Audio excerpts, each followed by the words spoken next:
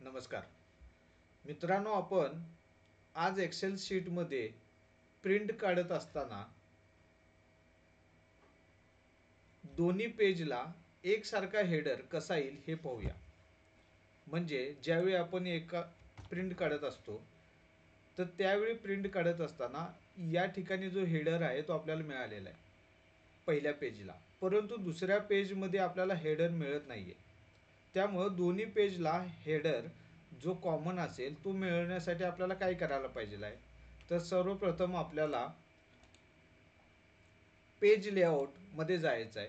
Page लेआउटमध्ये print title या इथं जायचं आहे आणि प्रिंट टायटलच्या ठिकाणी row to repeat at top या ॲरो जवळ क्लिक केलं तर हा डायलॉग बॉक्स येईल, ज्या ठिकाणी इथं ब्लिंकिंग होत आहे.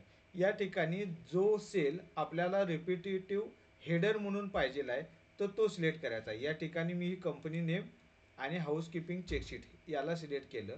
परत इथं क्लिक करा आणि ओके. मग आता आपण पाहू शकताय की प्रिंट प्रिव्ह्यूमध्ये गेलं तर पहिल्या पेजला बाय डिफॉल्ट हेडर आपल्याला मिळालेला आहे आणि दुसऱ्या पेजमध्ये सुद्धा तोच हेडर आपल्याला मिळालेला आहे. तर अशा प्रकारे आपण हेडर देऊन कंटिन्यू प्रिंटमध्ये एकसारखं हेडिंग आणू शकतो.